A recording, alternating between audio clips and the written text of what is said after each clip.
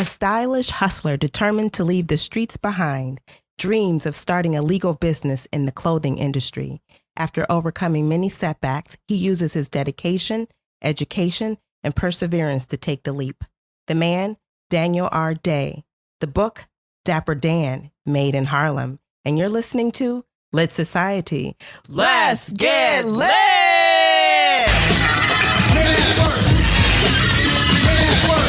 My ideas overload. Inner records I make explode in every zip code. Definitely death, the 5 fingers of death, got the butcher. Pull off the chest, and I'm the waiter, cause I serve imitators who try to duplicate like an emulator.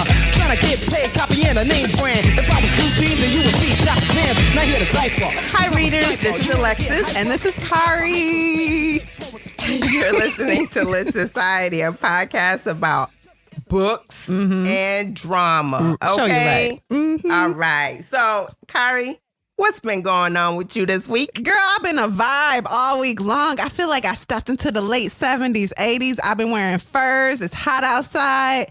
Leathers. Yes. I've Bring been the asking fur people, in the 90-degree weather. Right. Yes. I've been Do extra the thing. aggressive. I've dug into some old hustles. None of them worked out. All of them legal, which is probably why they didn't work out. But it was fun. I had fun. Yeah, girl, I've been feeling good. You know what it is? I feel very connected to my father this week and to a life that he introduced me to through some Grandmaster Flash and the Furious 5 records and just some old stuff from that generation. And music was just a vibe back then. But let me shut up. How you been? No, please continue, sis. Get into it. That's it. I just been on like a little vibe. It's been fun, time traveling. This probably makes no sense to the readers, but it will. Stick around. We're going to have some fun. Stick around, okay? So what you been up to? What you been doing? Nothing as usual, although I did see you this week, so that was a bonus. You actually went on a picnic with me. And can I tell you how blessed and highly favored I feel? As my cousins like to say. I said, Alexis is going somewhere with me. Well, this is like the most active week I've had since the quarantine. I went to the library, and then the next day I hung out with you. So I was doing some things. I love those outside breaks for lunch, especially when you're working from home. That's a necessity. I'm going to start doing that on a regular. I agree. I think I want to start doing that too. Every once in a while, I'll go for a walk on my lunch break, but I'm going to do that more often. We need the vitamin D.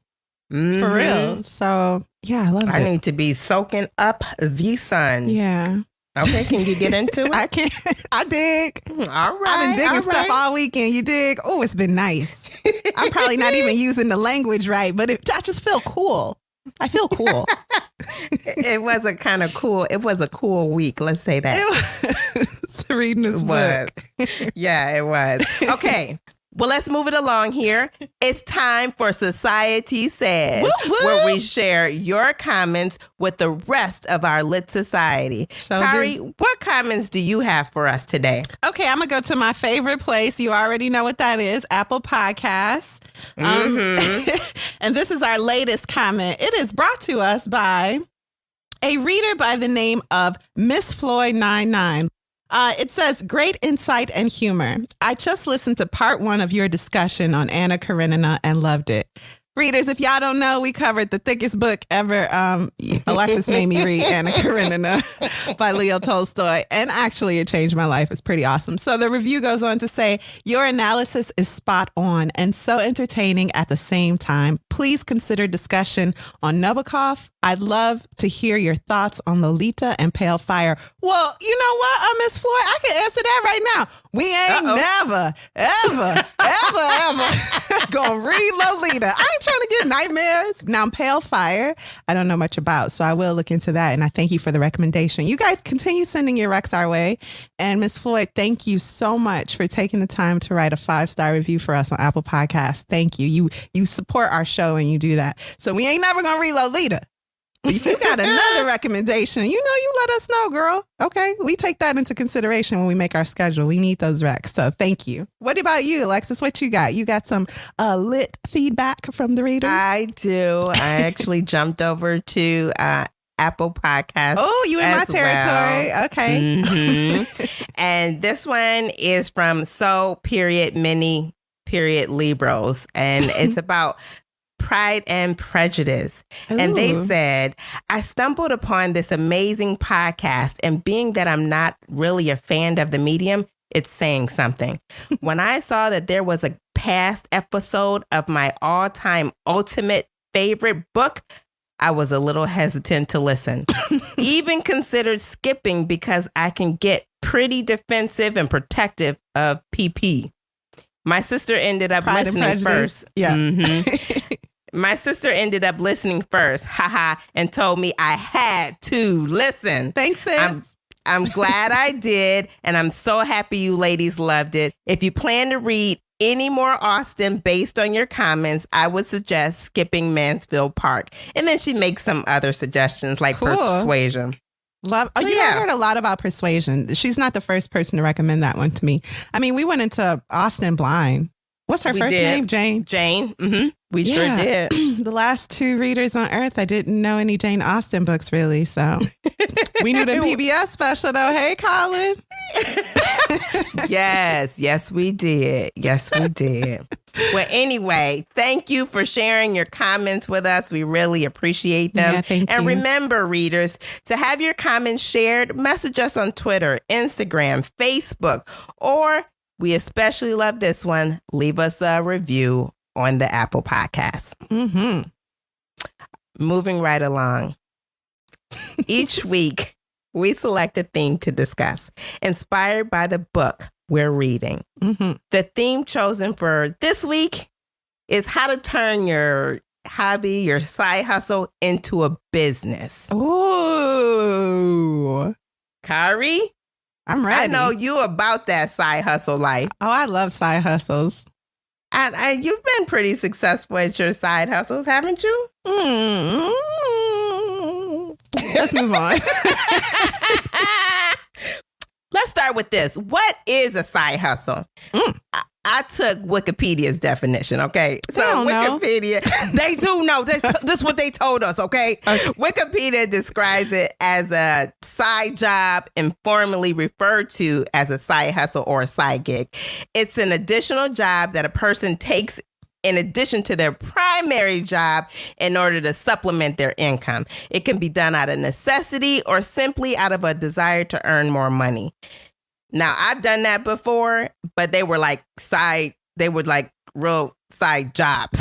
Yeah, I don't feel like that's a side hustle. If you like have a full-time job and then have to take on a waitressing job, maybe. And I've done that. A lot of people in this country have to do that. Mm-hmm, I don't feel like that's your side hustle because you're not hustling. You're working. A hustle for me feels more grassroots, something that you create. That's interesting you say that, but I'm going to say that side job that you gotta work to, if it's to take care of your family or you're trying to pay something else, I will say that's a hustle as well. That's my thought. You're right. You're right, actually. Yeah, I'm sorry. You're right. So what Wikipedia said is that millennials are the most likely to have a side job, side hustle, side gig, and usually to have, and they usually have it to have a safety net, leading to them being considered the side hustle generation. Mm-hmm. However, they say they use it as a means to pay off student loans and as a way to leverage their creativity, which would normally not be as easy working in your typical workplace job. Yeah. So that's a side hustle. So for me, what I've seen is that your side hustle typically originates from like a hobby that you've had, or, you know, something like maybe you make cakes and you really enjoy making cakes, but every once in a while somebody asks you to make a cake and you'll charge them $25 and you get paid for them cakes, but you want to turn that into a business. So maybe you want a storefront or something where you can sell your cakes out of. So that means turning your hobby into a business. Yeah. That's what we're going to talk about. Okay, hobbies are done for enjoyment. I've read that they're not professionally done or they're not paid, but I know hobbies that are paid, so I can't go by that. I've always been of completely. the belief that you should never have a hobby that doesn't make you money. Any hobby that doesn't make you money is a waste of time. And that might not be true, but I have always felt that way. If it don't make money, it don't make sense.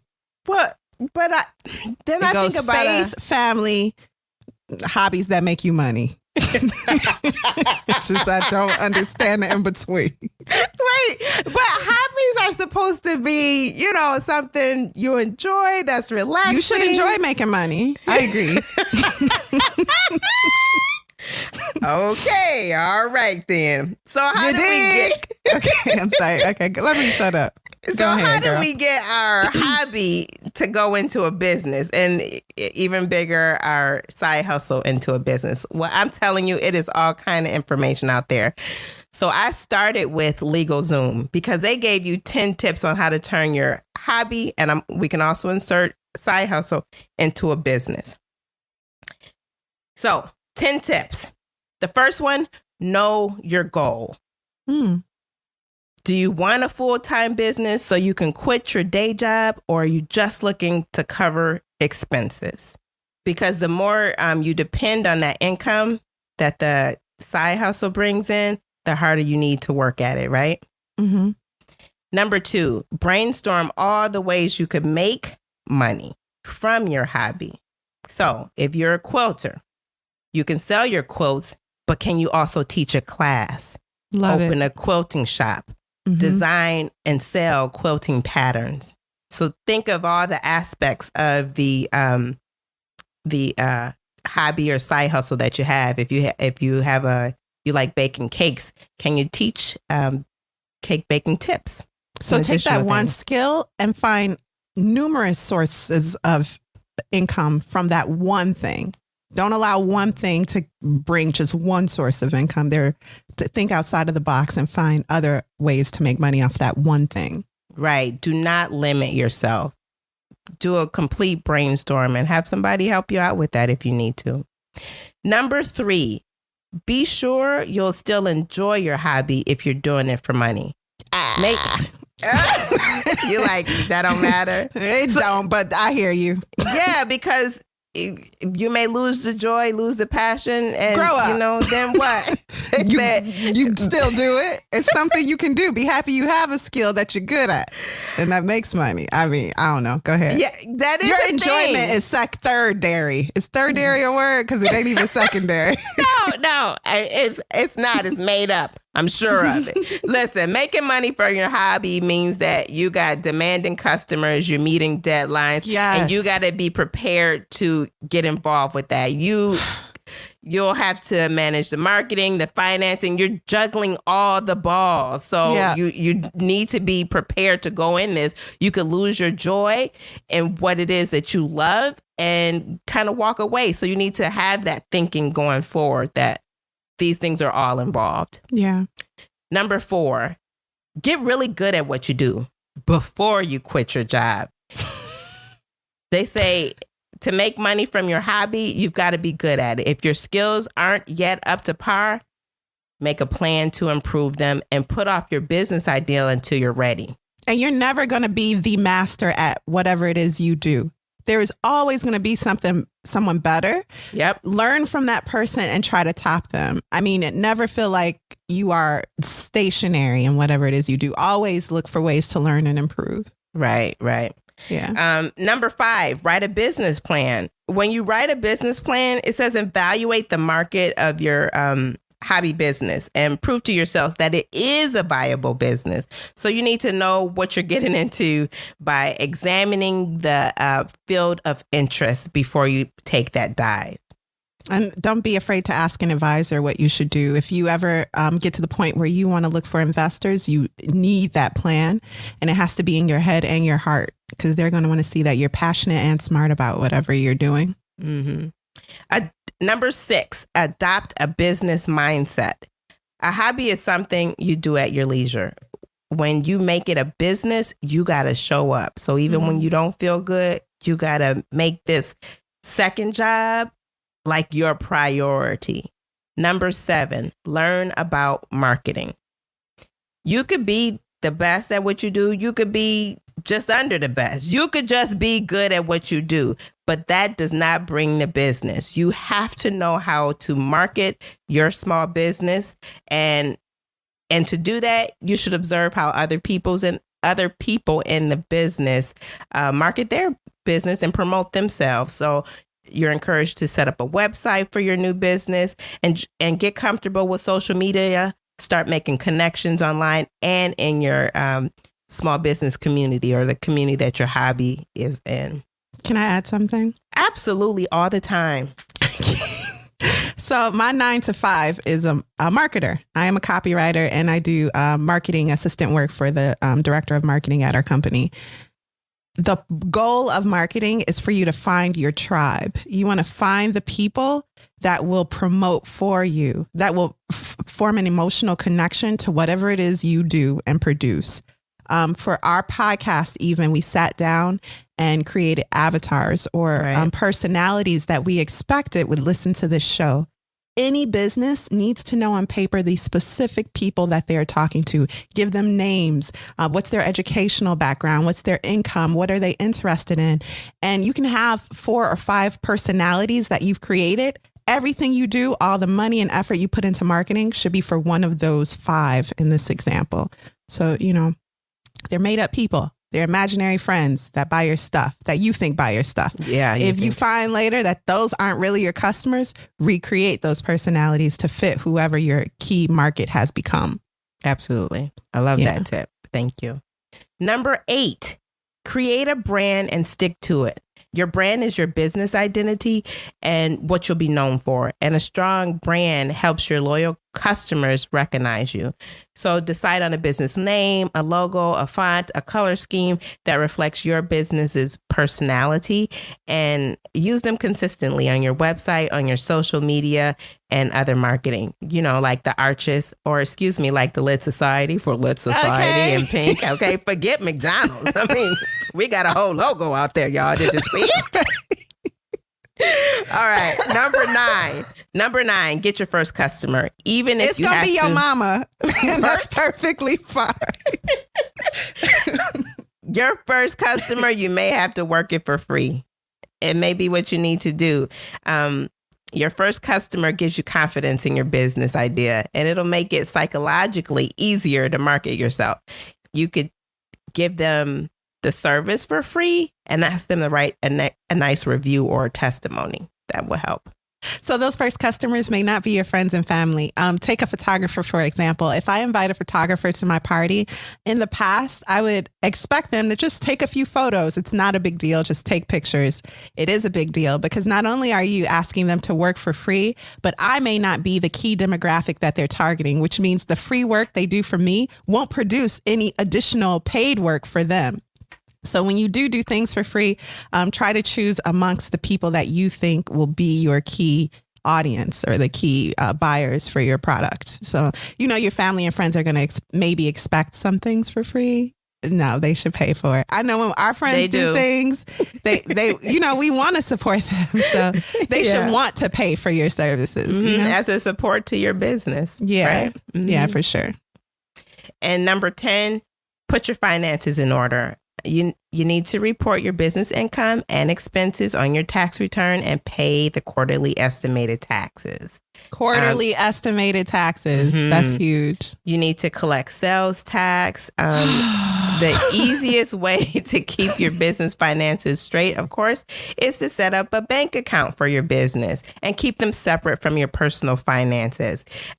It would be important to meet with an accountant to help you talk through that, and maybe even invest. It would be important to invest in some accounting software. If you're in the, ground stages and you're not prepared to fully pay a accountant, it would be helpful to do that. So we've done both. We've had a meeting with an accountant, but from the very beginning, we opened a separate account for this show. It is never too early to separate your money because Uncle Sam is going to be very specific about what they expect from you, and they want to see all the money coming in and all the money going out. If you have $10 for a business, you can open an account and put that $10 in there. Absolutely. That's perfectly fine. Absolutely. Maybe you can't afford an accountant right away, but look into free online software like Alexa said. Yeah. So that was LegalZoom, but I also looked at entrepreneur.com. They also had some tips for people. Not necessarily going to jump into all of them, but I mean, it was just 4, but there was a couple of them that stood out to me. And I think it was more a reminder that leaving, as you think about moving your side hustle into a business, it can be really scary because you have benefits and security with a full-time job. And sometimes it may be unrealistic to leave your full-time job. Maybe it's just not the right time, but it's also dangerous to keep waiting till the time feels right. And I think you mentioned that early on, Kari. Did you say that? I don't know. I say so much. I'm always talking. but it can be. So, judge it right. It is a leap. And if you're confident in your product, whatever that may be, take the jump. And then another one that I especially liked was work hard and be humble. You got to be prepared to put in lots of hours with minimal return. Your time isn't money yet. It's truly just the groundwork. So you're being an entrepreneur requires wearing a lot of different hats. You're going to be the customer service person, the salesperson. You're going to be everything. So you got to be prepared to take those things in consideration. So again, that was entrepreneur.com. They have 4 tips, and then they have a second article that talks about 6 tips to turn your side hustle into a business. So there's plenty of information out there. If you want to do it, take the dive, but do your research first. And that first article was from LegalZoom. So Kari, do you have anything else to add? Your information has been really insightful. Okay. So I would say that when you're working on your passion, so time isn't money, right? Not literally, but truthfully, your time is more valuable than currency. So when you're working on your passion, it can be easy to devote an unbalanced amount of time to that thing. I would say for me, never allow who you are spiritually and your family connections to fall by. Always put those in priority. When you prioritize each day by like faith, family, and then whatever your work or passion is, then you'll always be successful. So it can be easy to just pour. I mean, if I could, I would really work like 24 hours on some passions. I would never sleep. Sleeping can feel like a waste of time, especially when you're like lying in bed and you're thinking of different things and you want to jot it down. I am not there in life, let me assure you. You got to prioritize who you are spiritually, your family, and also your health. So that would be my only thing. And that's a constant battle to make sure your time is not being, you're not being unbalanced with the amount of time.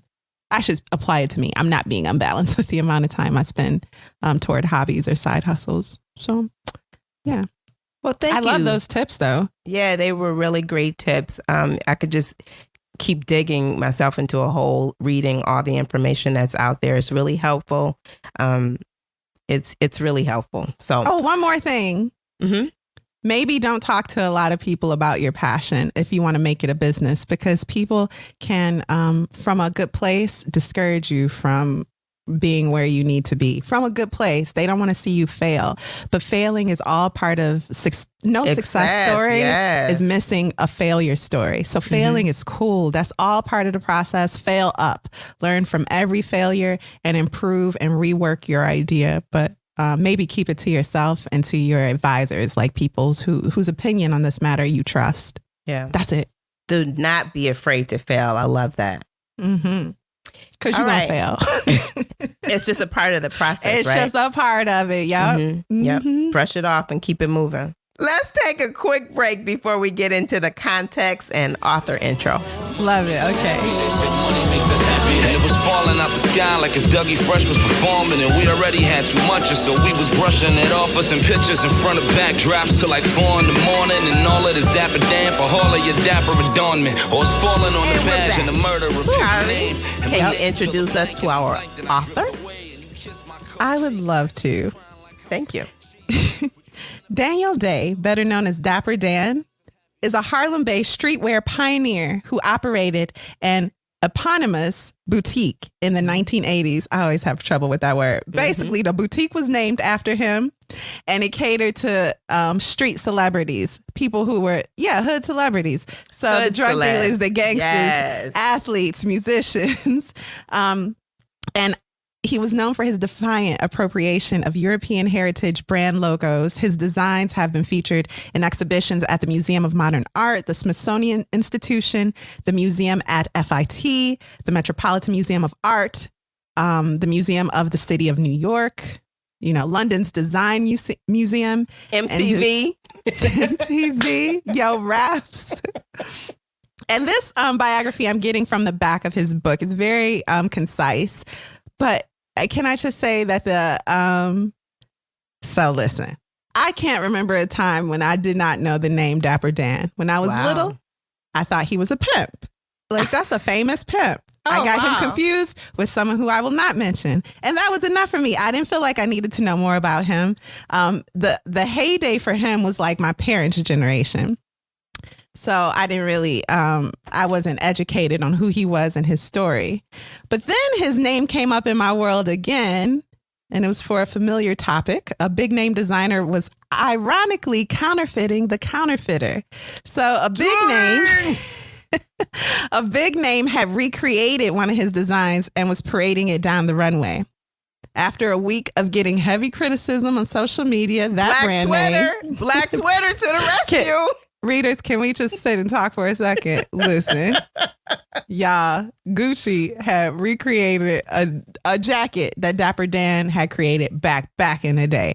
And Black Twitter was like, oh, no. And can I tell you, there has never been an investigator more skillful since Magnum PI. Black Twitter will find out everything about you. So instantly they pulled up the exact photo of the jacket Dapper Dan made. And you know what Gucci did? They said, we was paying homage to Dapper Dan, y'all. We can't contact him. Does anyone have his number? I'm not even kidding. Gucci was like, this was all part of the plan. So, listen, they eventually did get in contact with Mr. Day, of course. And this is where things really get cool. They pitched to him a unique idea. I've never seen this before, where they allow him to have his own clothier in Harlem near his original, it might even be his original spot, I think, where they revamped it. And it's like a partnership. So now he has a Gucci boutique in Harlem, as he did back in the day. And he's still making fly clothes, but now it's all been approved by Gucci. Mm-hmm. Yeah, it's really cool. So that's Dapper Dan. Well, thank you for that, Kari. Yes, we are going to get into great detail about Dapper Dan in a few minutes. Let's start off with a brief synopsis about the book with no spoilers. How about that? No spoilers. Okay. A streetwise hustler grows up during America's fight against drugs, poverty, and civility. He takes the lessons he's learned from the street and marries them to the philosophies and ideologies he picks up as an avid reader. With his knowledge, and after 2 trips to Africa, which inspired his path, he begins working on the biggest hustle of his life. He's all in.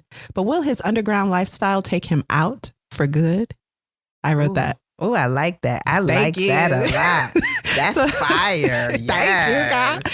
So, Alexis, what were your first thoughts of Made in Harlem, a memoir by Dapper Dan? So I was excited to read about Dapper Dan. I'd heard of him more recent years with the Gucci episode, but I also remember, Fiasco clarification. But I also remember the hip hop stars of the old day donning his clothes, his wear. So that was always pretty cool to me. So I was excited to get started into this book. And plus, that book cover, fire. Yeah, it's really clean. He looks great. He looks great. I can't stop looking at it. Everything looks right on that cover. Makes you want to get dressed, which is motivation we need, honestly, during COVID 2020. I believe, because I sure will wear some sweatpants all day long. All week long. Oh, yeah. Right. All week. But I only take it one day at a time. Okay, Kari. So what did you think about, what were your first impressions of the book? my knowledge of Dapper Dan was so superficial. I was excited to get into the meat and potatoes of who he really is. There's a mini movie created, I think by either Gucci or Nike. I'm sorry, I can't remember the brand, but I'd watched it on YouTube, and it gives like an overview of his story in his own words, and it's just cool. It's really short too. Okay. So I was excited to get the meat and potatoes of his story and more details again from his own words. So I was excited to get into this book. And I can't tell you if it disappointed me because we saving that for the end. Okay. But you know what? You got to share that YouTube video. Is that what it was on YouTube? Yeah. Share that when you get a chance. I'd love to see maybe that. I'll put it in the show notes too, readers. So you should be able to see through our show notes where that video is. Mm-hmm. That's pretty cool. Thanks. All right. So now that we got the author, a little author detail out of the way and, brief synopsis, are we ready to take that deep dive? Too ready. Okay, well, this deep dive will have plenty of spoilers, okay? Roll Spoiler with it, Curry. filled. All right, here we go. Part 1, back in the back. So, Dapper Dan opens his first boutique at the age of 37. His first boutique. 37. Okay? He had a wife, a whole city full of kids. And he wasn't into wasting no money because this was a man that took care of his woman and his children. So he lived at the boutique as often as he could. He would sleep in the back, and not even a full night's sleep. He would just catch naps here and there. This is his first quote unquote legit hustle. He spent his life making money any way he can, from selling drugs to shooting dice with gangsters. When he started making custom clothing, he didn't even know how to sew. But he had a natural talent. He had a motto: just because it looks good in your mind doesn't mean it looks good on your behind. I love that motto. Me too. He knew, though, how to make people look as good as they imagined they would in his clothing. So for years, again, this boutique was open. This boutique was open for 24/7 all the time. Celebrities and esteemed clientele appreciated the late night hours for privacy, and coming in late on the weekend made it feel like a club. He had orders from Grammy award-winning singers, renowned athletes. But when the economy got bad and like crack and AIDS filled the streets, it was the drug dealers that kept Dapper Dan and his boutique paid. Dan understands and loves these young men who he sees as doing all they can with what they've got. One day, while Dan was reading a book on philosophy, he's a big reader, in the back room of his boutique, a big Puerto Rican hotshot drug dealer walks in. His name is Serge. Serge wants a custom Gucci fit, and he's brought enough cash to buy a house. Not actually, but like he bought a lot of cash on him. He got a bankroll, okay? I mean, he takes out 3 stacks, okay? Mm-hmm. As Dapper Dan is helping him, neither of them notice the van waiting across the street with its headlights dim. When Serge leaves the boutique, that van speeds up next to him. Men jump out, and things get heated. Now, Dapper Dan has to make a decision. Is he going to listen to the voice in his head telling him to help, go get the heater and help out Serge? Or will he listen to the louder voice telling him, mind your business? Mind your business. That's the voice he listened to. So he does nothing. That robbery turns into a kidnapping. For a long time, Dapper Dan is haunted by what he did, or rather what he didn't do in that moment. And this is still what he's thinking when weeks later, a kidnapped van pulls up to take him too. And now we're getting into the book. Get into it. The Harlem Renaissance. It's not the gentrified Harlem of today. You've been to Harlem lately? You have. I have. Yeah, me too. I mean, it's not lately, but I have. Yeah, well, I was there a second ago, and it's really gentrified. That's all. It's just really gentrified. Well, it wasn't like that back in the day. Dapper Dan remembers that clearly, those old days. He was born 2 days after his grandmother died, his mother's 4th boy in a row. Before, because she delivered him. Yeah, you're right. That makes sense. Okay, so he was born a few days later, his grandmother died, and he was his mother's, again, 4th boy in a row. It could not have been easy living at that time. Poor. When he was born, everyone marveled at the size of his head. That boy head big as the moon, they would say. Also, this book is funny. It is. So they would say, yeah, that boy head big as the moon, just like Moon. Now, Moon was one of his older brother's nickname because his hair was big. It's like the size of a planetarium. So they called Daniel Little Moon. But when his mother took him to file his birth certificate, they misspelled his legal name, Daniel. In fact, all his siblings had misspellings or incorrect information on their birth certificate. These were minor human errors, but they pointed to a greater neglect by, quote unquote, the system. No one cared about them because they was poor as dirt. They lived in a 5-story tenement building. His parents were part of the Great Migration. And you guys, readers, if you don't know about the Great Migration, or even if you do, please read Isabel Wilkerson's book, The Warmth of Other Suns. We cover that book in 2 episodes on our show, by the way. Moving on. So his parents were part of that Great Migration. They surrounded themselves with family and friends, which we know was typical of the time. Their front door was never locked. It was like small town Southern life had transplanted itself into uptown New York. Back in the day, the community was so tight-knit that people often lived near families that were from the same small town their family was from in the South. I love that. So this created, they felt, safe. There was respect. Yeah. But then high-rise, low-income buildings established by the city tore these communities apart. And people stopped living next to people they knew, and some stopped looking at their neighbors as people. Doors started being padlocked.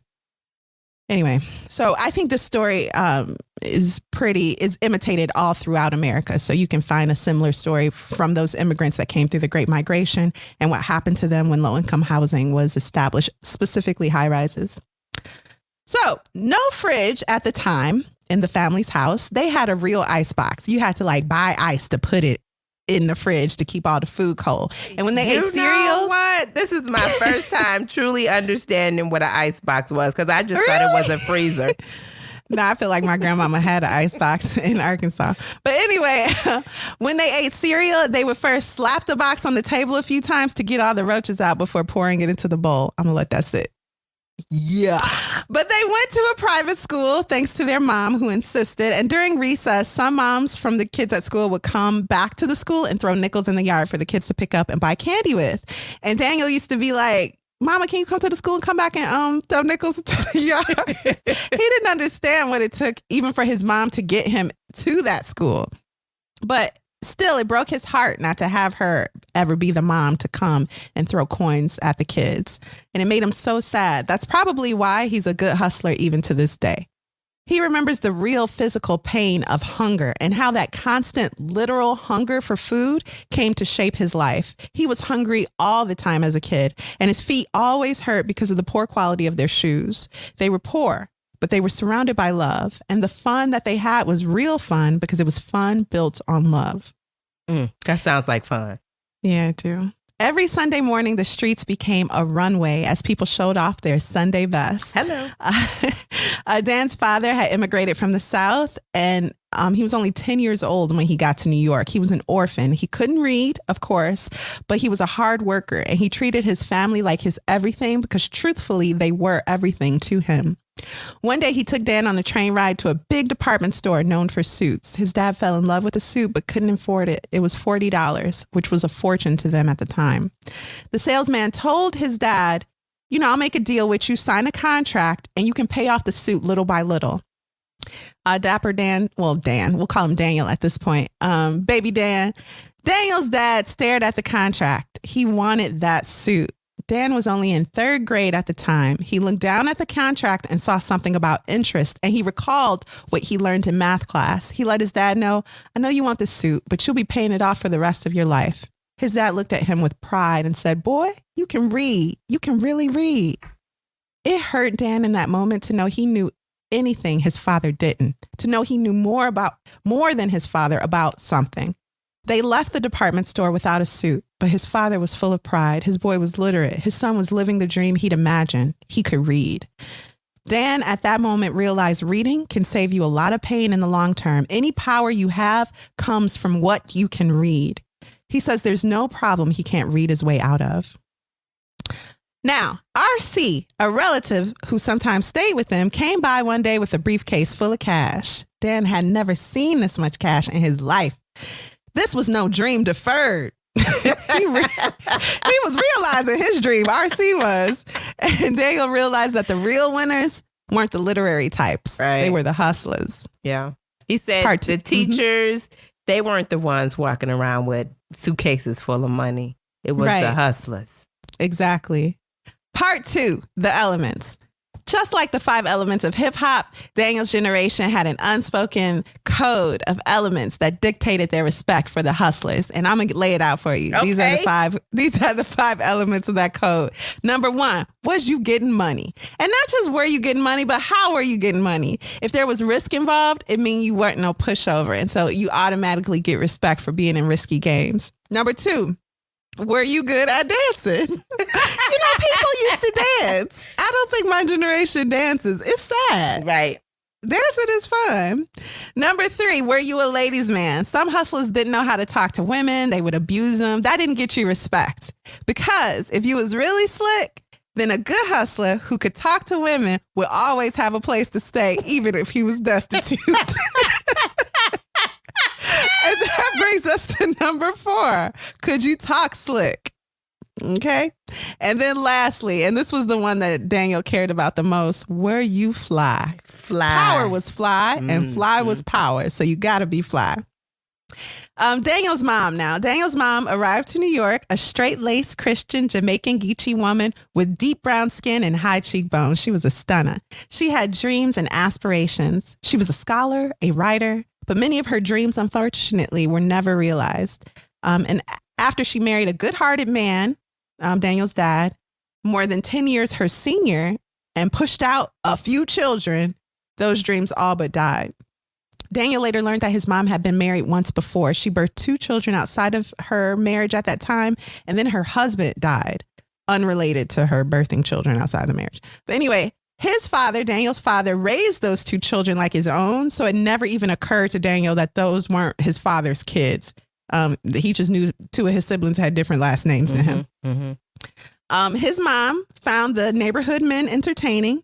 Daniel does not go into too deep of a detail of what that means, but we do know he hated that. Daniel, as a little boy, hated that, his mom liked men and the men liked mom. Who wouldn't? Oh, even saying that made me itch. Don't nobody want to hear that. Daniel even suspected that the church pastor was secretly trying to get with his mama. Yeah. So she had always found comfort in the bottle, and that was even worse than her love for men. She became an alcoholic. He had to get her from a bar on one occasion, a little boy walking into the bar to retrieve his mom. When they got home, she fell on the stairs, busted her lip. He put her hand on the Bible and told her, "Promise me you'll never drink again." She muttered something and fell asleep. Her alcoholism and his feelings about it drove like a wedge between them, and he stopped respecting her. And without that respect for his mom, he became reckless. So he didn't want to use violence to separate people from their cash, but he wanted to use his brain to hustle. He became a student of the hustle. There was an art to it, an elegance. His Mr. Miyagi was a kid that called himself Killer. He was probably the only one that called him Killer. Yeah, that's what he said. The kid's real name was called himself Killer. Didn't nobody else hey, call my him name Killer? is Daniel. Oh, hey, what's up? I'm Killer. And Daniel was just like, okay, we're going to let that go. The kid's real name was Kenneth. But he did kill everyone at Dice. Hey, Killer did. Killer.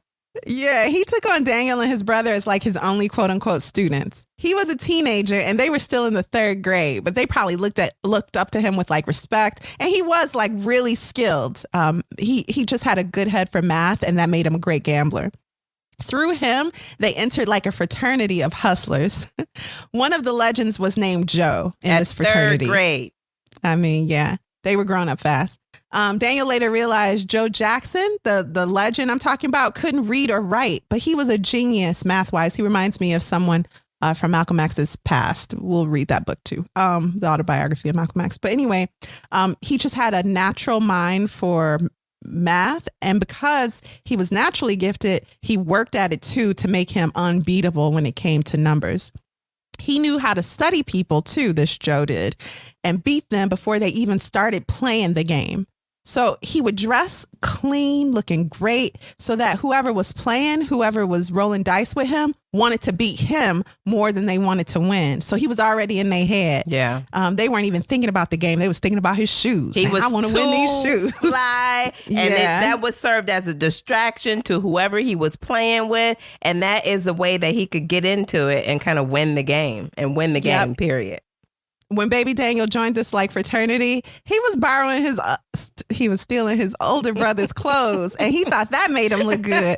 But these older boys told him, So one time Joe looked at him and just shook his head in disgust. And for Daniel, who cared about being fly, he got the point immediately. He was gonna go shopping, i.e. shoplifting. So one day, while shopping for a pair of trick dice, he looks over and sees a young black kid around his age. Who is this kid? Where'd he come from? If he was there, he was obviously hustling too. Years and years later, that kid would become Daniel's best friend, but we're going to leave him here for now. We're going to go back to Killer. So Killer Kenneth taught Daniel the blueprint that would shape the hustle that would become his life. For one, never allow your carnal appetites to get in the way of your hustle. Never allow the opposite sex to ruin your money. And that stuck with him. He still believes in that. Daniel went to the library like Alexis and read up on all the books about gambling. Come on, shout out to the library. Okay, remember, there's not a problem he can't read his way out of. Mm-hmm. He was killing everyone he touched, and soon Kenneth got jealous. Kenneth also became an addict. Drugs started making their way through the neighborhood. And Kenneth and Daniel separated ways. School seemed like a joke to Daniel. What has school ever done for anyone, he thought. His mother was an alcoholic. She was the studious one. And his brothers were one by one falling to heroin. Daniel dropped out his sophomore year. That broke my heart because he only had 2 more years. Only 2 more years, yeah. Well, 3 or whatever, but whatever. So these days, Daniel went by the name Dancing Danny. In the neighborhood, there was a sax player. There was a guy who would play the saxophone on the corner, and that guy's name was Dapper Dan. But when he saw Dancing Danny, who was famous for always looking fly, he told him, yo, my name Tenor Dan now. You Dapper Dan. Isn't that something? And it stuck. That's crazy. Somebody already famous running with that name has decided, you know what? You gonna be Dapper. It's you. It fits you better than me. Yeah, I mean, part of me think that never happened, and Dapper Dan just like stole that name. Either way, it don't even matter. So here we go. Part 2. I'm gonna stop saying parts because I don't know where I am. Okay, part 3. Part 3 is getting serious. So his older brothers start selling drugs, and his parents, to their credit, kicked those boys out. Daniel missed his brothers, and so he would sometimes sleep in the rooming house where they were renting. One night in the shared room, Daniel got his first glimpse at the dark side of the drug game. One of his brother's friends, Rico, brought a beautiful girl in. And Rico was like a ladies' man, so it wasn't surprising that he had a beautiful girl on his arm. They were both high, though. They walked into a room alone, and when Rico emerged, he was sweaty and his shirt was unbuttoned. He then walked outside, grabbed 2 of his friends, and walked back into the room. Daniel heard the girl crying, and the guys walked out laughing like it was all a big joke. They even invited him to join. Daniel was 10 years old at the time, and he said, "No, I don't like that." And she crying, "What's that about?" So that must have been enough to get the guys to stop. They let the girl go, and she walked into the street disheveled with a face covered in tears. A moment later, the woman came back with her husband and a police officer. One of the 3 men involved took the entire rape case and went to prison. They deemed her activity with Rico as consensual, and the other guy had left just in time to not get caught. Basically, in front of a 10-year-old, they had treated a woman as less than human. And Daniel never forgot this. He was always taught to defend women in his family, and that his responsibility as a man was to protect women. That was part of his job as a man. That was part of the reason for his existence. So to see this and to see his brothers hanging around these people, they may not have been involved, but just to see the company they kept, that stuck with him. When there was a woman struck out on the streets, Daniel says, there was usually a man nearby who had gotten her hooked. Whatever he and his brothers did, it had to stay away from his sisters. So he had to be vigilant and strong like his dad taught him, he thought. And as by the time, sorry, I don't no, please. Am I jumping ahead?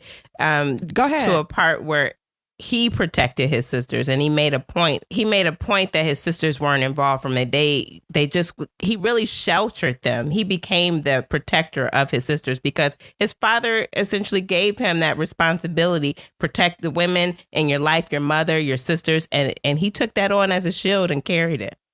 like even so seriously that's not jumping ahead, but jumping ahead to where he opened his boutique and was way grown. He wouldn't even allow his sisters to come to his store because sometimes people of ill repute would be in there and he didn't want his sisters around that. So, by the time he was 12, his brothers weren't allowed to live at home anymore, period. So he was the sister's self-appointed protector. He got the nickname El Dictator for scaring all the guys away that came to his house looking for his sisters. And, maybe this was beneficial. Actually, it absolutely was, because all three of the girls went to college. They broke glass ceilings in the corporate world and found their own level of success. Moving on, Dan and his brothers became addicts. Okay. Their father came by their room one day and told them about a rehab program. Daniel was the only one that went. He only went for a day. There was a big gangster there who informed him that kicking heroin was going to be the biggest fight of his life. But Daniel was determined. When someone told him he couldn't do something or that it was extremely hard, that served as motivation for him, even from this age. One day he sees his friend with like this paperwork and he's like, "What you doing?" And the friend was like, "I'm changing my age." So the friend was changing his age from 17 to 22. "Why are you doing that?" Daniel says. Listen, "I'm going to give me a job." I thought you had to be 18. He changed his age from 17 to 22. He wanted to look good and grown, okay? He wanted to work. He wanted to get a legit job. He was sick of the streets, this friend was. And so he legally changed his age from 17 to 22. He did. Wow. This friend's name was Curtis. The next time Daniel saw Curtis, his friend, he had translated his street skills into a high-paying job with a cosmetics company. He was doing well, and he looked amazing. He looked healthy. And Daniel was like, "I want to do that." So he moved to Queens and started working as Curtis's assistant. Curtis brought him around middle-class Black people. They were lawyers. They were doctors. They were free, clean, successful, and professional. And now, so is Curtis and Daniel. The company put Daniel in charge of one of the stores in the Black neighborhood. Daniel's teenage mind told him to hustle. He decided to embezzle money from the company. This is where I'm shaking my head reading the book. No. Yeah, exactly. He decided to embezzle money from the company. He would take that stolen money, buy dope, make more money, return the company's money, and make a huge profit, which he could use to buy more dope, and the cycle continues, and so on and so forth. Well, that was the plan. He grabbed some old friends, and they start their plan. One weekend, not long after handing off the bundle to Herman and Thurman, I paid them a visit, expecting them to hand me a stack of bills to replenish the money I'd stolen from the company, with some left over for myself. "We ain't sell nothing," said Thurman, handing me back the bundle. I went back to Queens confused. Something wasn't adding up. Were they just lazy? Was the competition that stiff? The thought crossed my mind that Herman and Thurman might have been doing me dirty somehow, but I couldn't understand it. These were my friends, my brothers. When I finally got confirmation from someone else that they had in fact ripped me off, taking the original bundle, selling it, and using the money for a new bundle, which they handed back to me, pocketing the profits, I couldn't believe it. I had to find a way to replace the $3,000 I'd stolen from these white folks. So I started juggling money at work. I realized that this could end everything, not only for me, but for Curtis too. I saw red. "Come on," I said to Curtis. "We going over to Herman's house." First, we stopped by Caesar's place. I needed to borrow his gun. He handed it over without hearing another word, because the less he knew, the better. I tucked the pistol into my waistband, and Curtis and I headed over to Herman and Thurman's house. Before either of the twins could say a word, I pulled out my gun and held it to Herman's head. Don't do that," he begged. "Come on, Danny, don't do that." Herman's pleading voice brought me back. I remembered how, if a bully would ever pick on one of us, we'd get the other two to come back and whoop them. We didn't even need to bother with getting my older brothers. The three of us would jump the bully ourselves, together. We had each other's backs. And now, here I was, standing over one of my best friends with a gun to his head. It was the same gun my brother had pulled on me not too long ago when he accused me of messing with his money. We were turning against each other. Brothers against brothers. Friends against friends. This was it. This was the curse. I lowered the pistol and left. My brief fly life in Queens had been nice while it lasted. I replaced the money, but not before an internal investigation was conducted into what had happened to the missing deposit. I'd lost my job. Curtis nearly lost his job too because of me. In the end, they didn't fire him, but they demoted him back to a worse branch of the company in Manhattan. Soon, Curtis was back uptown, hanging out in his old haunts, and he relapsed. And I found myself back on the avenues of Harlem with no better work than selling drugs, and no better way of escaping the reality than using drugs. I relapsed too. Daniel ended up selling and using drugs again. At one time, he and his 3 brothers all ended up in jail. And I have to say that I remember this at one time when you went to see people in jail, and it depends on the jail. Maybe you'll be in a room with them, or maybe you'll have to speak through like a glass window, and they'll have like a telephone for you, some dirty telephone, and they pick up a telephone and y'all can both speak to each other. So this is heartbreaking. His dad went to see his sons in jail, and there are 3 windows, and he's hopping to each one talking to his boys. His dad is. Ugh. Yeah. Daniel again decided, never again. I'm never doing this. He was let go and got locked up again.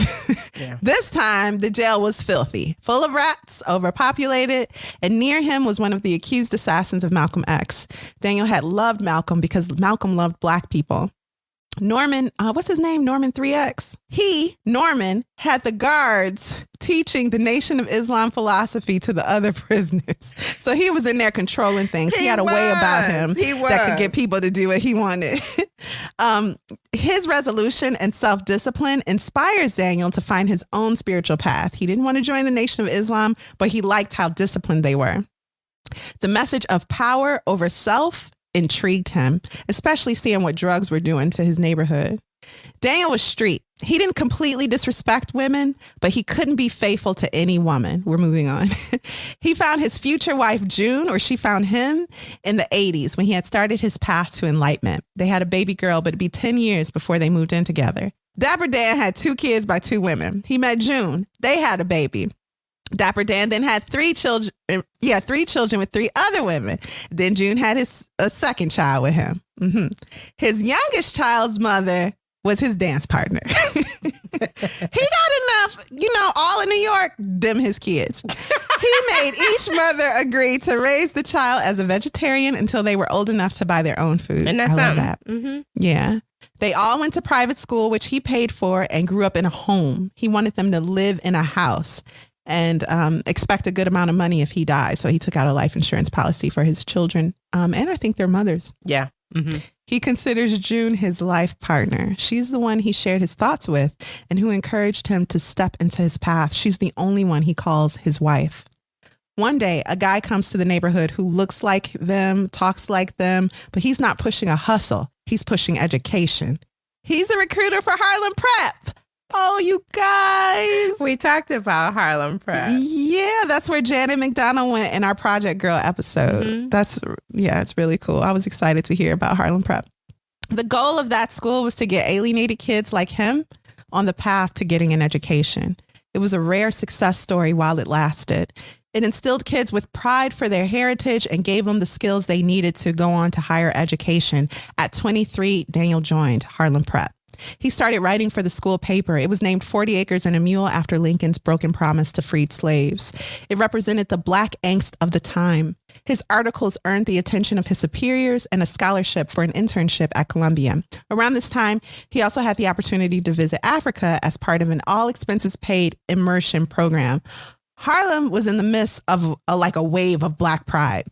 When Daniel was young, Black was seen as an insult, but now we were Black and we were proud. Black is beautiful. He could either do an internship at Columbia or go to Africa, but he couldn't do both. Guess which one he picked? Africa. You already know. That's right. He went to Africa. It was a lifetime opportunity. Yeah. So I'm sorry, a once in a lifetime opportunity. So he chose Africa. When the U.S. government heard that a group of radical Black journalists were traveling to Africa, they put pressure on the airline to cancel the students' tickets. A wealthy benefactor stepped in at the last minute. They made the flight, but after the plane touched ground, a member of the CIA secretly followed their group for their entire trip. And then they didn't tell them that they were canceling their flight until they arrived at the counter. Got to the airport. Yeah. Mm-hmm. Yeah, and the CIA agent Daniel didn't know about until after, much later. The trip, though, was unbelievable. They seemed to travel the length and width of the continent, staying with families in their home, learning the local way of life. He could see Africa unfiltered by Western media. They were treated like celebrities. Locals may have seen Americans before, but they ain't never seen no Americans like these black kids. Blackity black. And Daniel fell in love with their clothing, with their variety, with their skill. When he returned, it was like he was back to his studious years as a kid. He was doing well in school. He was serious about education. He got his GED and continued on to college. He was still hustling to take care of his children and support himself. Right. He was always tired, but he was rubbing elbows with scholars by day and drug dealers by night. Eventually, he went back to the dice game full time. At dice, he was still the best in Harlem. Well, one of the two best. During one dice game, his partner introduces a player with a familiar face. It's Russell. Remember that kid he saw buying trick dice in the store so many years ago? Okay. Yeah, so that's Russell. Russell was clearly on another level, just like Daniel. He was killing everyone when it came to skill and strategy. After that day, they partnered up and the world became their ATM. They were getting like $20,000 a week, and they've been best friends ever since. Next part, whatever part we're on. Black Woodstock. So 7 pregnancies and home births. His mother never went to the hospital. One day he gets a call that his mother is in the hospital. So of course he's nervous. Like, why is she in there? She don't even trust doctors. He fears the worst, and he's right. When he arrives, he sees her with tubes everywhere. It's cancer. And she soon dies. She didn't look anything like the woman Daniel remembered growing up. Daniel's brother, Carl, soon dies too of cancer. Ahead of the rumble in the jungle. Do you know what the rumble in the jungle is? Yes, ma'am, I do. You haven't been living under a rock. No. So in 1974, there was this big boxing event in Zaire between Muhammad Ali and George Foreman. It was a big deal. Rumble in the jungle. Big deal. So there was going to be a concert featuring Black American musical pioneers, James Brown, Bill Withers, Sister Sledge. Just saying those names make me feel safe. I'm at home. And that concert was going to be ahead of the boxing match. So you could go to the concert, which was like a festival basically, and then go see the most anticipated boxing match, you know, in history. It's the blackest thing ever. This was wild. Trip. I would have loved to go. It's okay. If it not for the boxing, right, Alexis? For the concert, man. For the concert. I know. I just wanted you to clarify. We don't do violence. So for this, Daniel went back to the motherland. He wasn't some kid this time. He was nearing 30, a high-rolling gambler, and he went early to show off his fly suits and shoes and to take in the culture. It turns out that George Foreman got an injury before the fight. He slammed his foot in a George Foreman grill, and the fight had to be postponed for a month. I'm not even going to correct that. Look it up. So Daniel decided to stay till the fight. So he was going to spend a month in Africa. Cool. That's how he felt. It was 11 weeks. 11 weeks. He was going to sit and wait until he was fully healed so he could watch this fight. Yes. That's okay. I thought it was just a month. That's a long time. That's a long time. But he had the money. He had the time. He was going to do it. But in Lagos, he saw street vendors selling art, and he traded his fly clothes for their paintings and statues. Beautiful pieces he still has to this day. In Liberia, he could use his U.S. currency because I don't know if they still do, but yeah, Liberia was founded by freed slaves and they used to take U.S. currency. So he used his money there to buy new clothes. He met a Guinea man, a real African tailor, and oh boy, footnote here. African tailors, listen, comparing them to everyday tailors is like comparing a Michelin star chef to a fry cook at Wendy's. Woo. You ain't seen a tailor till you seen an African tailor. That's footnote in, footnote back to paragraph. Daniel worked with the tailor, choosing fabrics and shapes to create an entirely new wardrobe that was African, European, American, street, and all fly.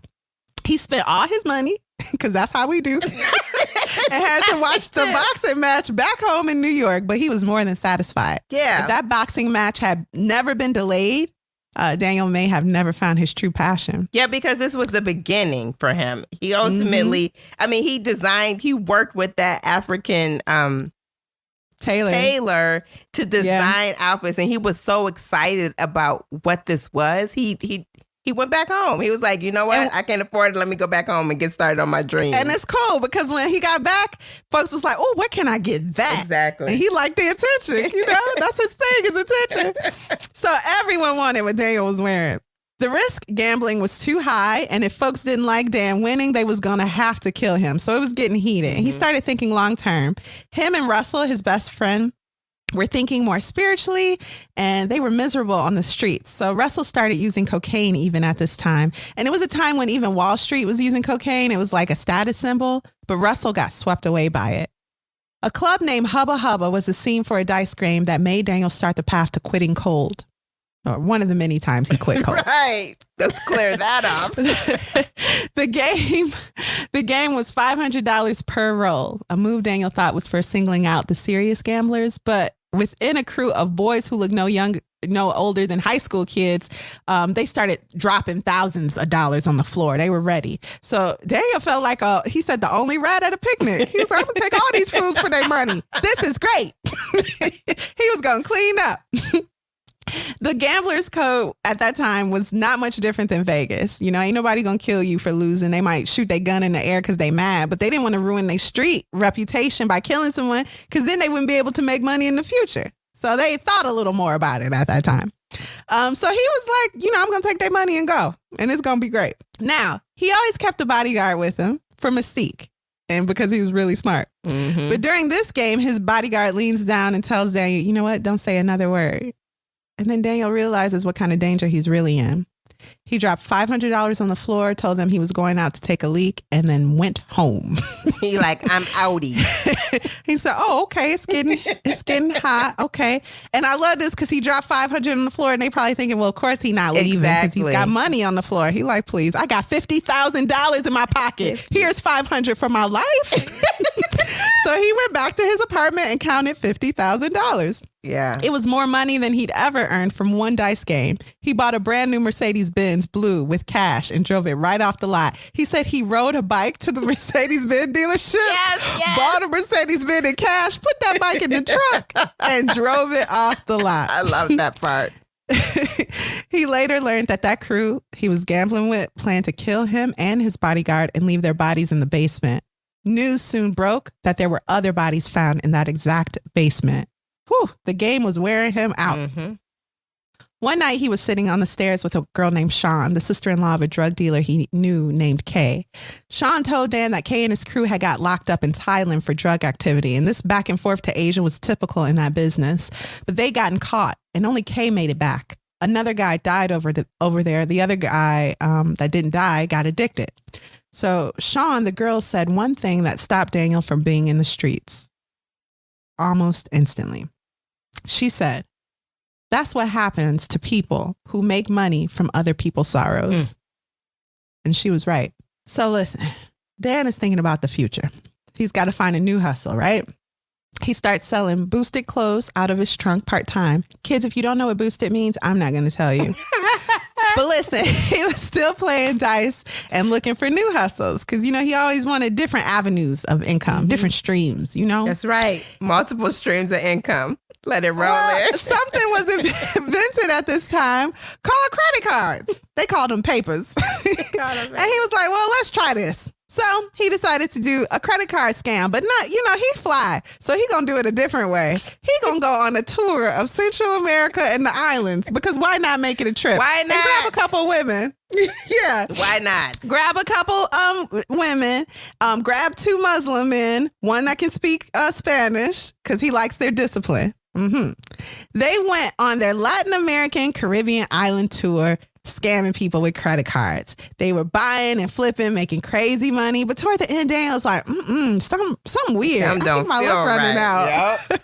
Store clerks became more suspicious. And in Venezuela, they were pulled over by police officers. The police officers were speaking Spanish to his friend Abil, who came. Abil is the Puerto Rican Muslim that came with him. And Abil is like, his voice is getting higher. The officers' voices are getting higher, and there are guns pointed at Daniel and his partner. So Abil gives them some cash, and they get back in the car. He later finds out that those officers were going to kill them and take everything in the car, but Abil paid them off. The Puerto Rican partner paid the officers, and they let them go. Daniel was like, one more stop, and we going home. They had plans to meet Patti LaBelle, the Patti LaBelle in Aruba, because she had, wanted to buy some jewelry for them. She had met them not too long ago at one of their other houses. She was like, oh, you got jewelry? And I'm sure it's legit. Yeah, come on Aruba and I'll buy some from you. Now, you ain't going to say nothing bad about Patti, readers. So she thought it was legal, okay? Moving on. So they were going to sell her some jewelry in Aruba, make some money, buy some more stuff, and head home. But they got caught and earned over 200 days in an island prison. 3 to a cell, no toilet, just a hole. But his experience wasn't too bad, says Daniel. He and the Muslims were vegetarians, so they ate fruit and fresh vegetables for 9 months. They were the only Black Americans in there, although there were a bunch of white American boys. Who knew all these white boys was in prison in Aruba? Dan thought. Those boys were pilots and college graduates. These white boys, these pilots and college graduates, were also drug smugglers. Their game seemed so clean that one of Daniel's partners started his own drug smuggling operation when they all got out of prison. But they're in prison now. 2 baby mamas come to see Daniel because he don't play with the women. You know, they're going to come to Aruba. Wherever he is. To wherever he is. And 2 out of 16, you know, that ain't even a lot. And while in there, he was also regularly studying religion and studying the hustle. It was like a master course for him. When they were released, Dan started one of the first credit card remake scams for 2 years. He was doing this for 2 years. After all, he'd taken the master class and he wasn't going to make the same mistakes again. He recruited his friends Russell and Curtis. Dan never got caught, but Russell and Curtis, well, they were sloppy. Instead of doing what I told them and going to a new place each time they used a different card, Russell and Curtis kept going back to the same banks using their remakes for cash advances. I said to them, why you keep going in the same place? You overplaying the spot. Soon the tellers started recognizing them and alerting the authorities. Since I was careful about it, I was never arrested for running the paper game, but Russell and Curtis was in and out of courtrooms for years. We were so ahead of the government that the judges downtown were confused whenever they brought them in. They were used to dealing with murderers and drug dealers. We were just guys with credit cards. Russell would go to court dressed in a suit and tie, holding a leather briefcase, and the prosecutor would try desperately to explain to the judge how serious his offenses were. But the judge would just squint. What you saying? He made a piece of plastic. The judge be up there getting irritated. You crazy, man? I ain't got time for all this foolishness. What is he doing? The prosecutors say, well, I'm trying to explain it. The people who got caught with remakes was just getting 30 days, a slap on the wrist. That same dynamic played out in court for years before the law came out. But eventually, federal forces started getting involved and the government voted and passed a law against the kind of credit card hustles we was running. When I read about the new legislation, which switched up the technology and increased the sentences, I told Russell and them, that's it, I'm out. What you mean you out? They said. I made tons of money off this here. Now with this law, they cracking down, so I'm walking away. Didn't I tell y'all save y'all money? I took my credit card machine and threw it in the East River, where it still sleeps with the fishes. Moving on, gems. Now I want to share some gems that I picked up from what Dapper Dan was putting down. Hopefully you too will benefit from them. Because he put down some, okay? I mean, this book felt like an uncle sitting you down telling you, look, I'm about to tell you something about life. Schooling you, okay? Schooling you. So here go some of the gems. Number 1, never go back to the same hustle. If you're doing something, you're getting good at it. If you failed at it, whatever, always be thinking ahead. Number 2, him and June brought a brownstone together, one of the smartest decisions they made. The takeaway, invest your money wisely. Number 3, keeping healthy isn't just good for your body, it's also good for business. Do with that what you will. Number 4, approach life like this. Find out what the best person is doing and then try to go beyond their level of expertise, beyond what anyone thinks is possible. Daniel learned that there were only 3 Black furriers in the U.S., 2 in Chicago, hey, 1 in New York. Daniel meets Jacobs, an OG in the fur game, and Jacobs became like a mentor to him. When Dapper Dan's first shop opened, Black families and Black publications ostracized him. I think my family would have been one of those because they saw drug dealers going in there, and so they was like, oh, that ain't a place for good Christians. Back in the day, of course, he was on the street, so he made friends in the street, and those friends became his clients. So people suspected that he was also selling drugs out of his shop. If this unwarranted suspicion hurt his feelings, he doesn't let on in his book. Drug dealers were his biggest clients, so he catered to them. He'd find out what the big chain stores were selling for the flyest jackets, and then he'd sell the same jacket from the same source as the big guys for 30% less. Eventually, the big guys got him blacklisted from their sources. But Dapper Dan was resilient. He was resilient. He met a Senegalese man on the street who reminded him of the tailor back in Africa. And the man referred a tailor to him who remained one of his best tailors ever. His name was Big Sake. Hey. Listen, in order to keep up with the big name brands, Daniel couldn't sleep. He could take naps here and there, but he had to work nonstop. Now, there were big personalities in the neighborhood with a lot of money. And one day, a worker of one of those personalities, one of those big shots, walks in with his girlfriend, with the worker's girlfriend, and everyone crowds around them. The girl is carrying a Louis Vuitton bag, and it's the first time Daniel sees the bag, the Louis Vuitton bag, up close. He promises the worker that he can use that Louis Vuitton fabric to make him a jacket. Promises. So he went to the true Louis Vuitton boutique, bought one of their bags, and used the fabric to make a jacket for the worker. Still turned a profit. He bought a, what's the word where you hang your suits in? A garment bag. He bought a garment bag. And he turned that into a fabulous piece. Yeah, into a jacket. Yeah, you're right, man. Ooh. So when the worker's boss saw that the worker was looking flyer to him, he went back to Dapper Dan and ordered himself some custom clothing. He said, I can't have my employees looking better than me. What you doing, Dan? That's right. Get into it. Take $1 bazillion and make me some jackets too.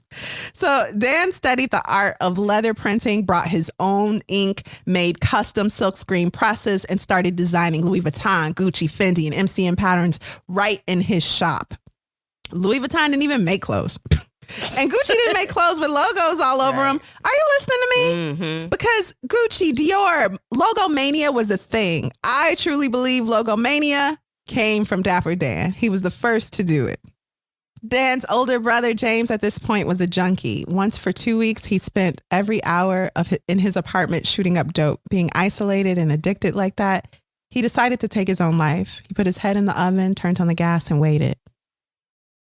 Eventually, he realized, I've been waiting a long time to die.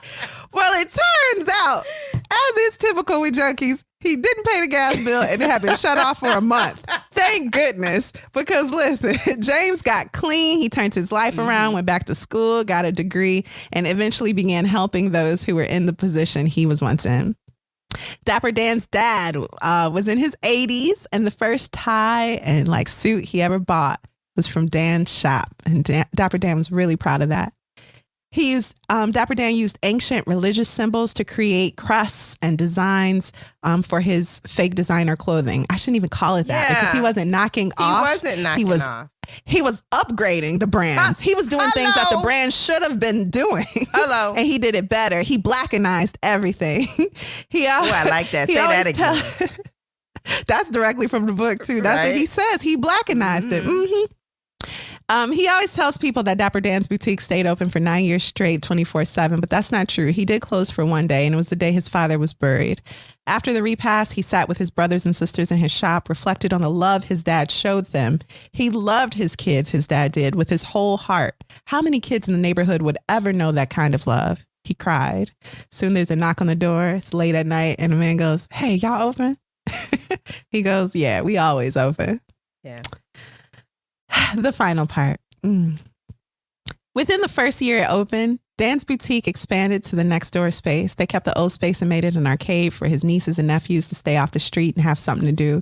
He started reupholstering cars inside and the outside of soft tops. LL Cool J made him lend him a car for one of his music videos. Celebrities and other Black folks from all over started coming to see Dapper Dan. He didn't sleep, but he was running 6 miles a day, staying healthy and looking good, which was good for business again. He'd even allow up-and-coming designers to use part of his shop as long as they didn't sell the goods that he was also selling. One of the most successful designers was a man named D. Ferg, who dressed all of Harlem. He reminded Dapper Dan of a younger version of himself. D. Ferg designed the original Bad Boy logo. He died of health complications, but his son calls Dapper Dan Unc, and the world calls his son A$AP Ferg. Black people like to be matchy. Matchy. Ooh, I couldn't wait to say If that. you ever watch Martin, look at Gina and Pam. Matchy. If the skirt was red, the shoes was the same red with a turtleneck that was the same red, and the jacket gonna be the same red, and the headband gonna be the same red to match the lipstick. We like to be matchy. Really matchy. Okay. One of the biggest insults you can give a black person is to tell them, "Oh, you ain't matching." That's so true. So as rap became big and bigger and stars like Rakim would ask Dan to make something from his own mind. They didn't even want to put in the input for what the final design would be. They would be like, Dan, you know what to do. Just do what you do. So Dan made sure he made matching, coordinating sets for all these. To coordinate. And then Rakim and Eric B dropped an album wearing Dapper Dan on the cover. It was iconic. That album cover is still iconic, paid in full. Mm-hmm. But Dan didn't feel like these rappers was doing him any favors. If anything, he was making them look more street, making them look more fly. Before he made Forbes list, Russell Simmons used to come in high off of angel dust, and Dan's brother would threaten to beat him up and kick him out. Fat Joe worked. Oh, do you remember Professor Fat Joe from the last episode, kids? Take a listen. Fat Joe used to come in. He worked at a sandwich shop nearby. He would just come in and shoot the breeze with Dapper Dan and talk about rap. Teddy Riley, LL Cool J, and the Boogie Down Productions crew still owe Dapper Dan money. That's what he says. Called to this them day. out. To this day. So, and Dan started enjoying hanging out with these rappers. It wasn't his generation's music, but they were thinkers and they could talk about spirituality, which was Dan's favorite subject. He loved Biz Markie, and they would talk for hours. Biz Markie is not dead. I know I worded that weird, but they talk for hours. Jam Master Jay was a good friend and the first to take him to a recording studio. Public Enemy was the first who brought Mike Tyson to the shop. Tyson soon became a regular and one day brought his girlfriend, a 19-year-old Naomi Campbell, who was on the verge of her own stardom. Drugs and violence were tearing through the neighborhood, and it was like a war zone. Dan started adding bulletproof material to the lining of gangsters' jackets. Wow. At this point, his shop had expanded more than twice, and he even controlled his own warehouse. He was known throughout the Black communities, I would say all over the world, and he was getting more and more international attention, especially as MTV Rap started as a TV show back in the day, and, music videos, the artist would be wearing Dapper Dan. So he was getting a huge name for himself, which wasn't really his thing. He's kind of selling stuff that maybe people don't want him to sell. So, but what you gonna do? He good. One day, Mike Tyson got into a street fight with another boxer right outside of the store. People started asking questions. Who was this boutique owner open all night anyway? It was like 4:00 in the morning. And why is Tyson buying clothes in the middle of the morning? Why Tyson here? Why these clothes so expensive? We got questions. So Louis Vuitton raids Dapper Dan's shop. They took his crafts out of his store and stuffed them in garbage bags. Raids became a regular occurrence. They were relentless.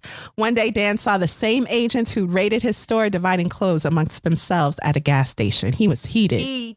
One day when agents arrived, Dan's people started giving the clothes to folks in the neighborhood, like anything to keep them from the agents. Mm-hmm. So they was just going to the street like, y'all want some Gucci furs? And the kids was like, yeah, we want Gucci furs. And he was like, here you go, babies. And the whole neighborhood looked fly and the agents was angry. Mm-hmm. Anyway, at a trade show, he brought an embroidery machine for $60,000 in cash. He was like, this is going to take my game to the next level. So he was always thinking about the next thing he could do to improve on his skill, on his hustle. He only used that machine once to embroider his father's name on a large piece of fabric. And that's because Fendi was being represented by a Puerto Rican lawyer from the Bronx named Sonia Sotomayor. She would later become the first Supreme Court justice appointed by President Barack Obama. He had a lot of respect for Sotomayor. Still does. Because when she came into his shop, he was being raided by MCM agents, agents from MCM. And she was like, do y'all got warrants to take this stuff? They didn't. And so she goes, well, you got to put it all back. And they did. Mm-hmm. But she still had to raid him. So she took all of Fendi's, quote unquote Fendi stuff out the shop. And as she was leaving, she told a fellow agent, she treated him with respect. And, she stopped the MCM agents who were obviously doing something illegal, but he didn't know any better. Dan didn't. And as she's leaving, she's like, man, this tailor belongs downtown. Or this guy making these clothes, he belongs, you know, with the big with the big boutiques on Fifth Avenue. And so Dapper Dan goes, I always knew she was a good judge. So later on, kidnapping started to become common. Dan even did a cameo in a rap video as a kidnapped victim. But then the reality of the climate started to hit home. He went to pick up his son from school and was met by a teacher who looked frightened. A woman had come to pick up the boy before his father arrived. And when the teacher started asking questions, the woman left without the boy. The situation was suspicious, to say the least. Soon a group of men arrived to take Dapper Dan. Dan was being kidnapped. I just freeze. I don't do nothing while he keeps shouting at me to get in the back of my own van. I look at the gear shift on the side of the steering wheel. The van is running, but it's in park. My street knowledge is kicking in. I remember what I have to do in a situation like this, what my brothers and I learned through experience. These kidnappers know me as the guy who sells expensive clothes to the drug dealers, but they don't know I'm from the street originally. The last thing they want is resistance. Get in the back, he shouts. The gun is still pointed at me, but I have to fight. I need to lean forward, wrestle the gun away, pull the gear shift into drive quick and step on the gas. Something, anything. You ain't letting them take you. Still in the driver's seat, I make my move. I use the door to push him. The gun goes off. He takes off running. I'll never know if he shot me on purpose or if the gun just went off by accident. But I felt a fire on my back, and the force of the impact knocked me out of my seat and onto the ground. At first, no one from the shop came out to see what had happened. They were down in the mezzanine, unaware of the activity out front. The only one who eventually ran outside was Beverly, one of my shop girls. She'd heard the gunshot and came over to where I was slumped on the side of the van. She helped me to my feet, but at that point, I was not in my rational mind. I was in shock. A sudden wave of paranoia crashed over me as she picked me up. I started saying to myself, maybe she was in on it. I don't know if she's down. Because I had lost feeling in my arm, Beverly put me back inside the van on the passenger side and sat behind the wheel to drive me to the hospital. But having just fought off a kidnapping, I wasn't about to let anyone drive me anywhere. My arm dropped, I said, climbing back into the driver's seat, but I ain't dropped. I shifted down into drive and put the pedal to the metal. I made a sharp U-turn in the middle of the street and went the wrong way down a one-way. At last, a couple minutes later, I pulled into the hospital, and as soon as I walked through the doors, I collapsed. That bullet is still lodged at the base of Dan's neck. Ugh. After the failed kidnapping, he didn't like being with people anymore. The shop felt cursed to him. His head wasn't in the right space. He represented himself in the case with Fendi. You guys, kids, never represent yourself. There's people that do that for you. They're called lawyers. Definitely. And Fendi collected $250,000 of goods and equipment from him. He had played the whole situation wrong, completely wrong. They even took his new embroidery machine, a machine he'd used nearly all his capital to purchase. The boutique started to crumble. 9 years of hard work down the drain with almost nothing to show for it. He laid in bed for 3 months. He only left to take his wife to work and to take his kids to school. They were living off of June's check, his wife, and they almost lost their brownstone. He lost weight. He was feeling defeated for the first time in his life. His wife encouraged him to start again. She took him to 125th Street to sell shirts to tourists. He didn't sell one shirt, but that experience whet his appetite again for hustling. He started with dice again. He like, go on and do it. Go on and do it. He knew a lot of things, but he didn't know anything better than gambling. He quickly got all the money he needed to start again. All the monies. Big timers didn't use the subway. It was shameful to go down into that hole and come back up out of it. But Dan had to overcome his pride and take the train to the garment district. He hadn't taken the train in 20 years. He got so lost, he wound up in New Jersey. But, eventually he got back on track.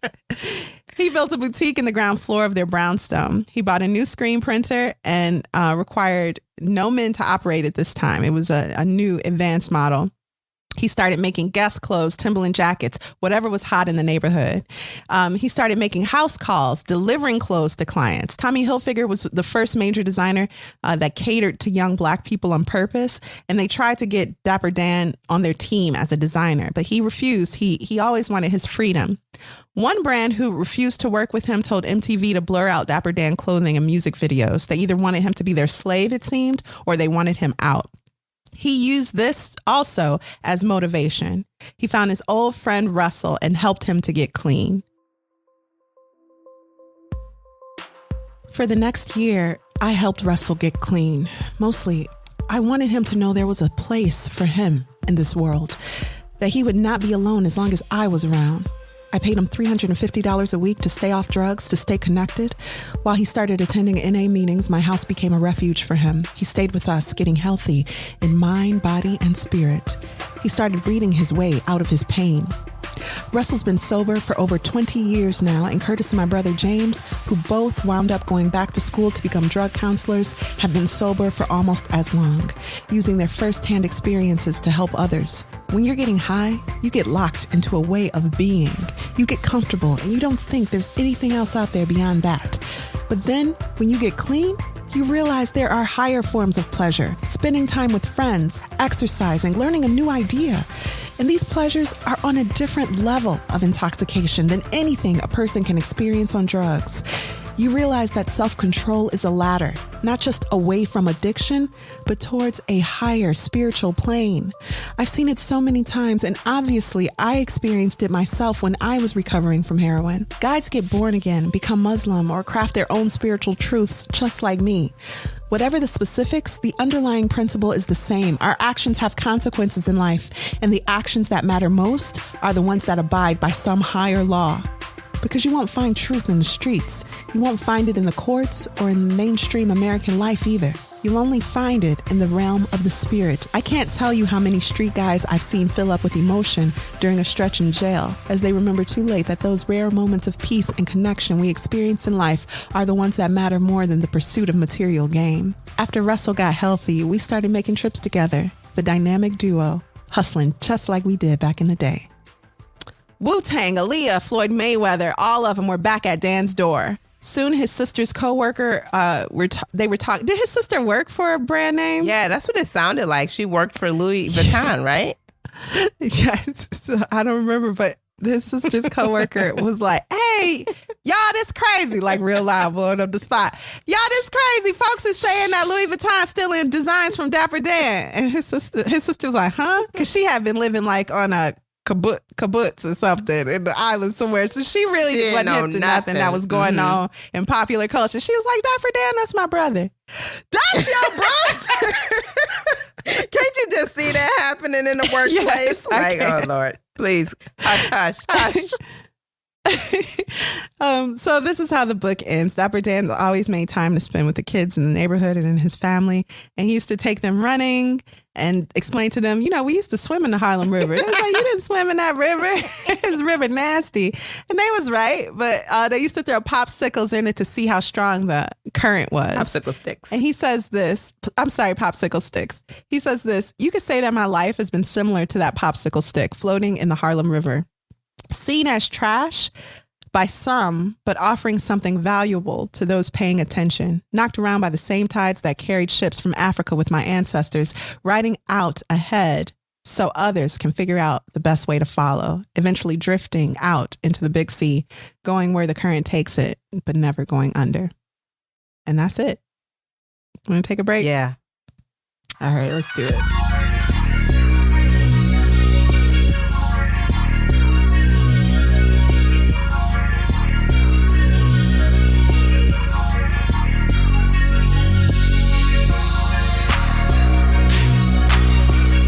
And we are back. So Alexis, what was your final verdict? What did you think of Made in Harlem, a memoir by Dapper Dan? I loved it. I thought it was a great book. I actually listened to the audio recording because I didn't get the book when I expected to. So I started reading it a little late. And I always say I'm a slow reader. So I needed to quickly get through the book. And I liked hearing Omari Hardrick read it. That was a great reading. He would add like a little chuckle in some parts, and it's not in the book. So it would kind of, me, highlight the moment or an expression that he would make.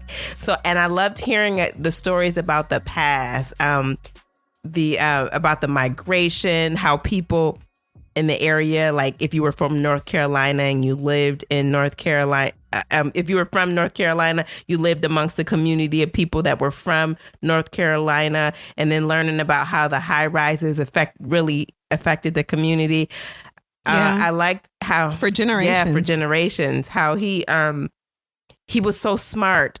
His desire to learn more. I loved all of that. I liked him, and I was rooting for him. I was disappointed when he went back a couple of times, or when he was working with his friend. But that's what happens in life sometimes when you're trying to get over something. So I'm so happy for the success that he does have, and he is truly a designer. He did not learn to become a tailor. He is working with his client to design something. I like how the story is told. It's just. I really enjoyed it. How about you? Yes, I love this book. This is the first book we've ever read that made me feel like I was sitting down with a member of my family and they was like schooling me.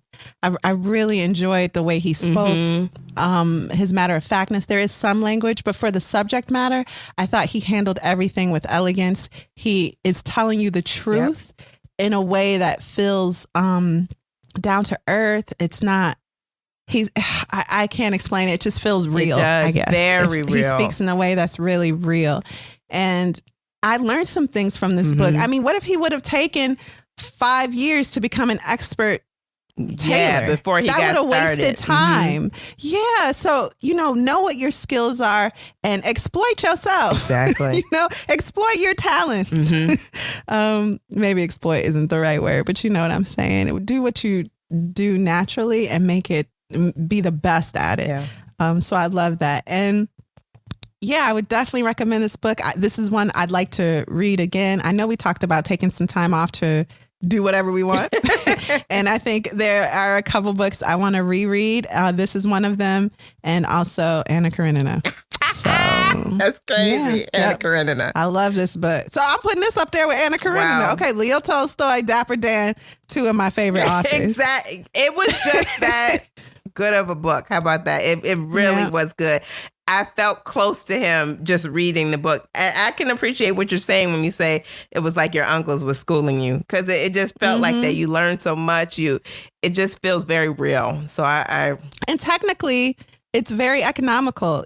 Memoirs can get runny because people fall in love with their own stories. I did feel like every anecdote in this book contributes to the theme of the book as a whole, which is, hustle until you're successful. Yeah.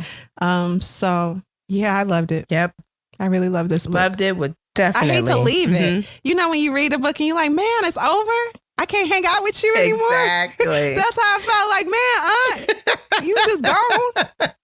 And you know what? He became that to the children in the community. And I love that. So it was natural, I think, for us to kind of feel that connection with him while reading this book, because he became that to the children in the community, trying to aid them and being better than seeing beyond what their immediate situation. Yeah, it's good stuff. Yeah. Would definitely recommend this book. Well, thank you there, Kari, for making this book selection for us. I loved it. What are we reading next week? So next week, I guess we're on a theme here. We're reading Self-Made, inspired by the life of Madam C.J. Walker. One important note, this book used to go by the original title, On Her Own Ground, The Life and Times of Madam C.J. Walker. So if you're looking for it, perhaps look under both titles. Yeah. Great. That's exactly right. Looking forward to that book. Well, thank you for listening to Lit Society. We're looking forward to meeting with you next week, Thursday. We're going to be here. Yeah. We're here. Lit Society is brought to you by Alexis Honoria and Kari Herrera. Support the cause by leaving a 5-star review for our show on Apple Podcasts, along with a comment about why you absolutely love us, because we love you too. We love you guys. If you've enjoyed what you just heard, tell a friend about Lit Society. Visit litsocietypod.com for show notes, this month's book list, and to sign up for our amazing email newsletter. And until next time, read something.